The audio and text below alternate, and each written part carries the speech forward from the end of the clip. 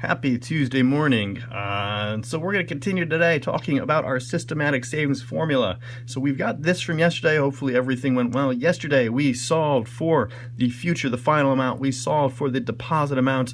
Today we're going to solve for the time required to save a specific amount.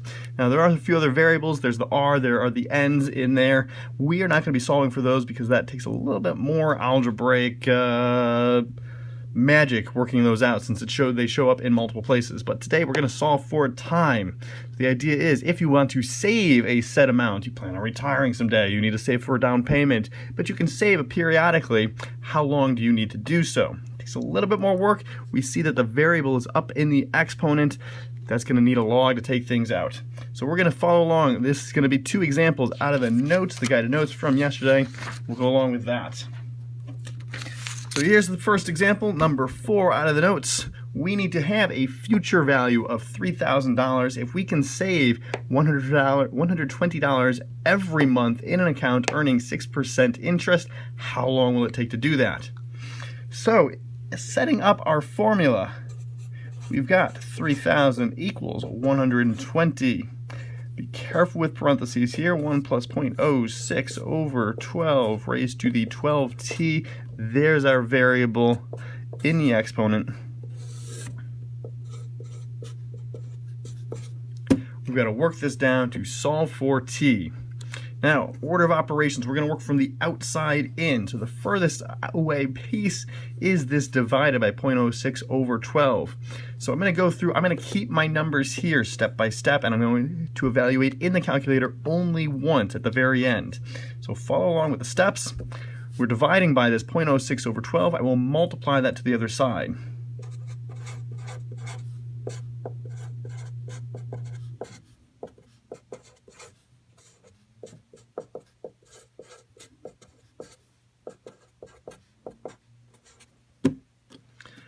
Outermost piece on the right side now, we've got this multiplied by 120. Divide both sides by that 120.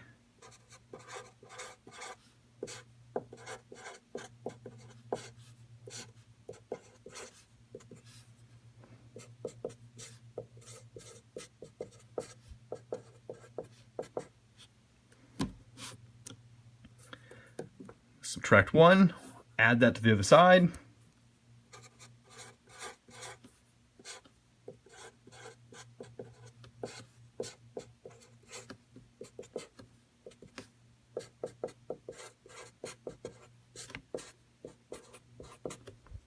At this stage, we see that we've got the base raised to the exponent. That's where our variable is. So now to take the variable out of the exponent, we're going to take the logarithm of both sides, the log of the full side. Log of the full side. And what that is going to do is going to take the exponent, turn it into multiplication. So we have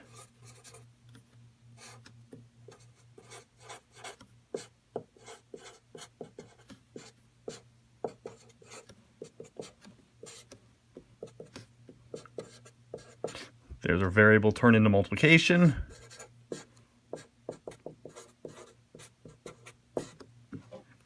At which point, one more step, we will divide by 12, divide by this logarithm statement to the left side, isolating t for us. So we get the whole statement.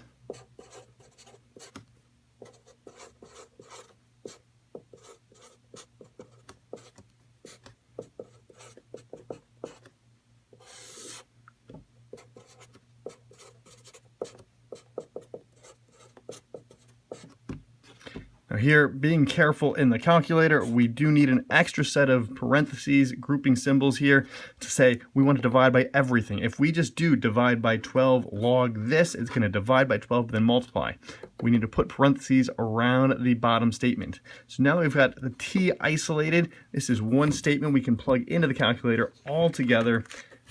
No rounding error at all. So if we want to save $3,000 by doing $120 every month in an account earning 6% interest, we'll evaluate.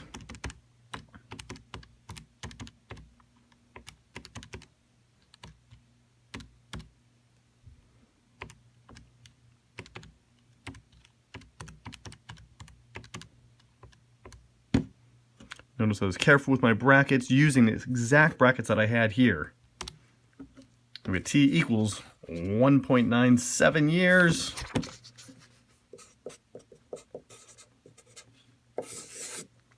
In order to save that $3,000. Try another one.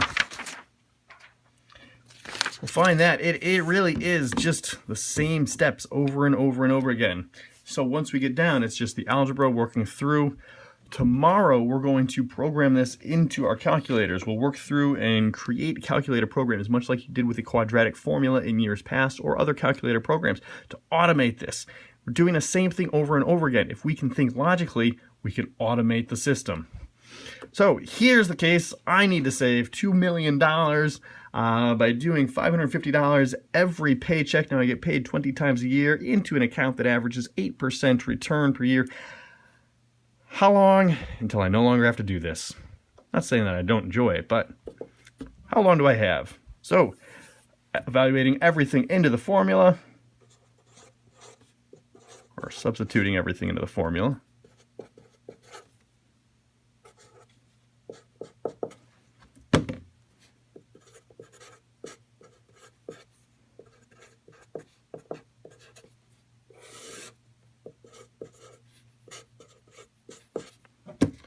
See, we're going to have the same steps as the last example. So outermost piece, we're going to multiply by what we are dividing. We're going to divide by the 550. We will add 1. We'll take the log of both sides, and then we'll divide.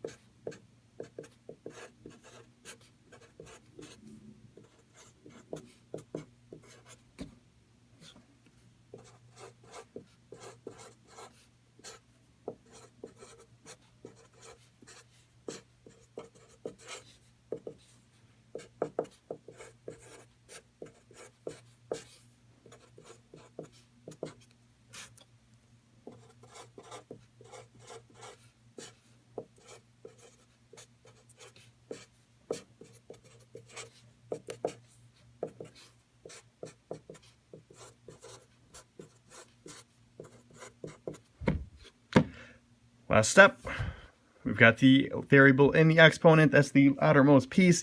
Log both sides. Log the entire side, so be careful with your brackets.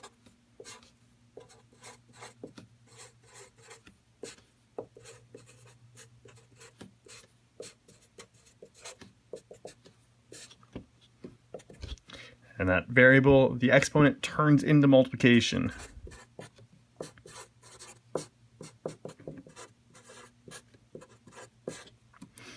Here we've got multiplied by 20, t multiplied by log. We'll divide to isolate the t. Entire statement.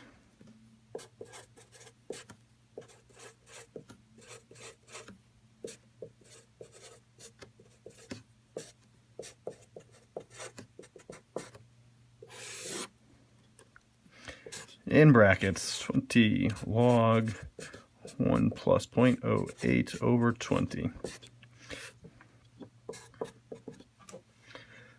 I like to keep everything together so that I can just plug it into the calculator at once. Doing so, let's give it that. We've got log.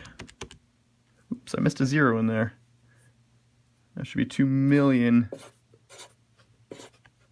every step of the way. $200,000. Nope, $2 million.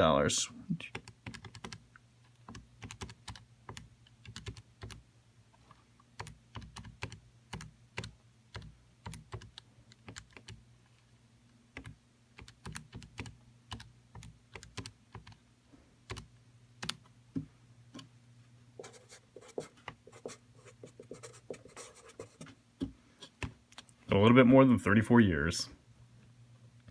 That means I started teaching when I was 26. Age 60. I'm out of here, suckers. All right, so there we have it. Working through takes a little bit of work, kind of powering through, but it's the same steps every time. You see the variable up in the exponent, that cues us in for a log. We've got division, we'll multiply it to the other side. We've got multiplication, we will divide that to the other side.